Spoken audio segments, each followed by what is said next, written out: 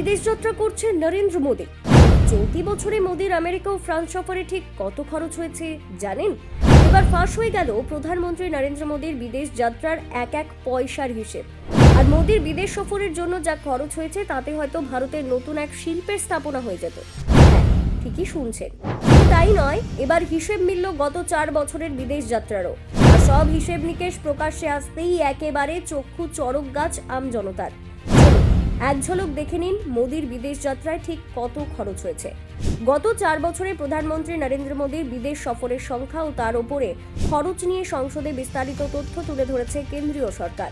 2021 সাল থেকে 2024 সাল পর্যন্ত সময়কালে অন্তত 38টি দেশে সফর করেছেন প্রধানমন্ত্রী। এইসব সফর সংক্রান্ত খরচের হিসেব জানতে চেয়ে রাজ্যসভায় প্রশ্ন তুলেছিলেন তৃণমূল কংগ্রেসের সাংসদ ডেরেক ওব্রায়েন। সেই প্রশ্নের উত্তরেই বিদেশ প্রতিমন্ত্রী কীর্তিবর্ধন সিংহ এই তথ্য পেশ করেন। তথ্য অনুযায়ী 2021 থেকে 2024 সালের মধ্যে মোদীর বিদেশ সফরে সরকারের খরচ হয়েছে প্রায় 295 কোটি টাকা। এই বিপুল অঙ্কের খরচে রয়েছে বিমান ভাড়া, নিরাপত্তা, আবাসন, অনুষ্ঠান আয়োজন ইত্যাদি নানা খাতে ব্যয়।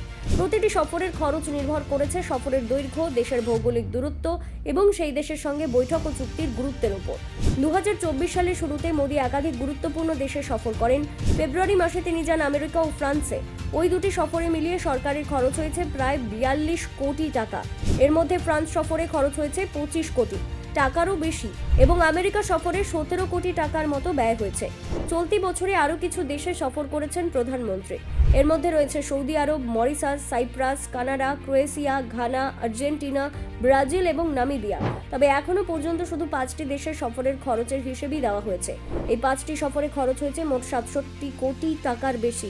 এর আগেও মোদীর বিদেশ সফরের খরচ নিয়ে সংসদে তথ্য দেওয়া হয়েছিল। 2023 সালের জুন মাসে মোদীর যুক্তরাষ্ট্রের সফরের খরচ ছিল সবচেয়ে বেশি।